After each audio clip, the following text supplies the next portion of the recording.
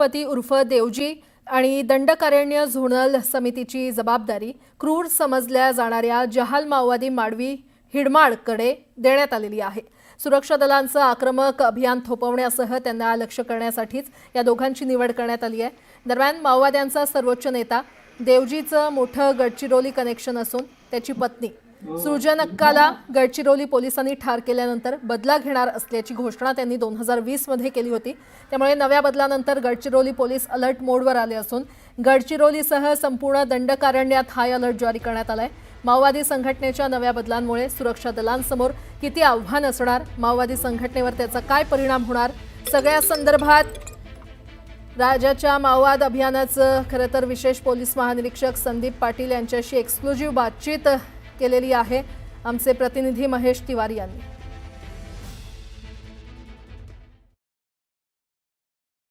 आपल्यासोबत संदीप पाटील सर आहेत, ज्यांनी माओवाद विरोधी अभियानात मोठं काम केलेलं आहे। अनेक चांगले यश त्यांच्या नावावर आहेत।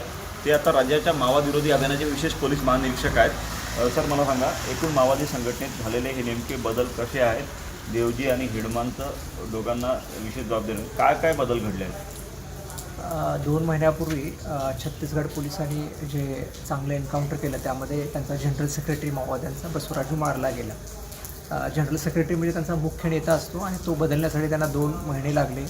2 नेते होते, भूपती आणि देवजी। या दोघांच्यामध्ये म्हणजे आम्हाला अपेक्षित होतं त्या दोघांपैकी कोण म्हणेल त्याप्रमाणे देवजी जो त्यांचा मिलिटरी कमिशनचा जो इन्चार्ज आहे तो जनरल सेक्रेटरी म्हणून निवडला गेलेला आहे। देवजीची ओळख एक आक्रमक नेता म्हणून आहे आणि मला वाटतं की जी छत्तीसगडमध्ये जे मोठं आव्हान आहे त्यांना त्यांची चळवळ टिकवण्याचं, आता चळवळ संपुष्टात येण्याच्या मार्गावर आहे, अशा वेळेस आक्रमक नेता देऊन एक चळवळीला मध्ये जान फुकण्याचं काम करण्याचा त्यांनी प्रयत्न केलेला। त्याचबरोबर जे हिडमा आहे, ज्यांना दंडकारण्य स्पेशल झोनल कमिटीचं सेक्रेटरी बनवलेलं आहे, त्याची निवड त्यामुळेच केलेली आहे कारण जे कॅडर आहे छत्तीसगडमधलं, स्पेशली दंडकारण्याचा जो लिबरेटेड झोन आहे ते बेसिकली त्या भागातले आदिवासी तरुण आहेत आणि हिडमा हे लोकल नेतृत्व आहे, आदिवासीतून आलेलं लोकल नेतृत्व आहे।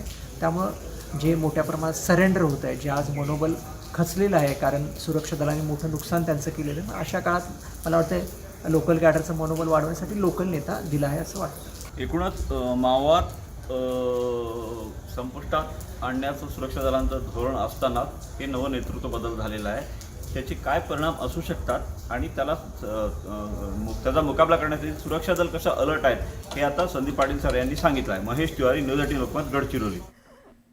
छत्तीसगडच्या विजापूर जिल्ह्यात मोठी चकमक सुरू आहे। गंगलोटच्या जंगलात सुरू असलेल्या चकमकीत 2 माओवादी ठार झालेले आहेत आणि अजूनही चकमक सुरू आहे। सर्चिंग ऑपरेशन सुरू असल्याचं देखील कळतंय।